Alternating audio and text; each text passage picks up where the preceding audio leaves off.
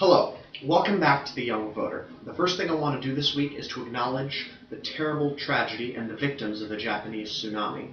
The tragedy continues to unfold as the Daiichi nuclear facility continues into partial meltdown. We hope that this crisis will end soon so that the victims, both the dead and those recovering, are able to put this crisis behind them. The main bulletin that I want to cover this week is that the practice of buying U.S. politicians continues ever so strong. A prime example of this is the oil and natural gas industry, which for decades has contributed to politicians so that they may lobby on their behalf in Congress.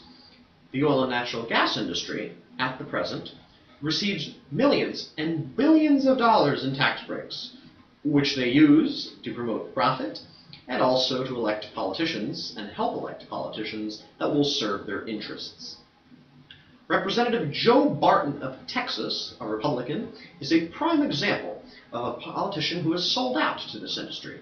The representative has received hundreds of thousands of dollars from the industry and supports subsidies that support the industry and generate its profits. Now, Representative Joe Barton was recently interviewed, and he told the interviewer that he believed that eventually the industry, the oil companies, would go bankrupt without the assistance, in the form of tax breaks, by the United States government. This, by the Republican Party, who constantly believes in the unfettered free market, where government intervention is generally bad, even if it's minimal. So what is it? Well, Representative Joe Barton doesn't believe that the oil and natural gas industry should pay taxes, because that would, of course, drive down their profits, and that would reduce the contributions that he would receive for his political campaigns. Now, currently, ExxonMobil, a prime example, pays $0 to the U.S. government in taxes, and no royalties to U.S. taxpayers for oil that is under our jurisdiction. So the question is, people always say, let's drill in America for oil, because it'll be made in America oil.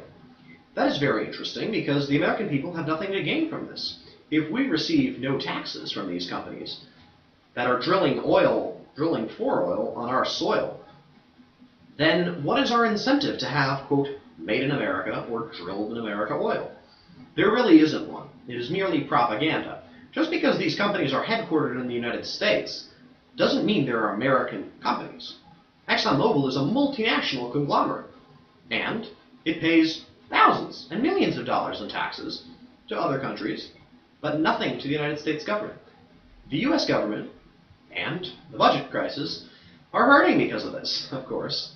Obviously, if we had more money in the Treasury, partially a result of taxes on the oil industry, then this budget crisis would be less acute. I'm not saying that the oil and natural gas industry subsidies are wholly to blame, but they certainly provide a large hole. The question is, and the thing that most Republicans always say, is will the oil and natural gas industry leave the United States and go elsewhere to conduct its business? Well, unfortunately, they can't.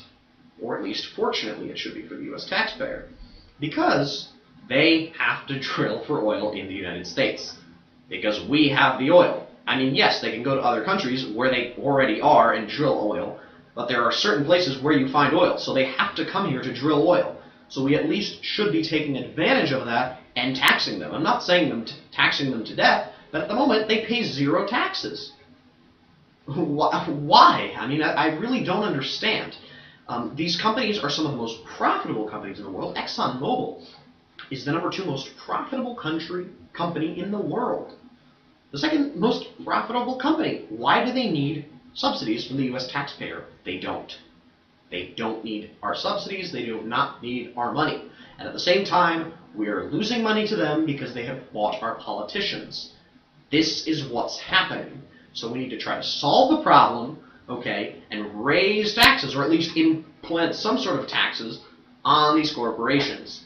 And then Republicans talk of shared sacrifice in times of a budget crunch, but that shared sacrifice can never apply to the corporations and their donors. It always has to fall on the American middle class. These multinational corporations pay taxes to other governments, but the U.S. taxpayer cannot receive a dime of their money, and instead it has to foot the bill not only for what the oil companies, for their subsidies, what they apparently need, the American taxpayer also needs to foot the bill when there are budget crises. Their taxes need to be raised when the corporations' taxes are at zero. Thank you again for watching The Young Voter.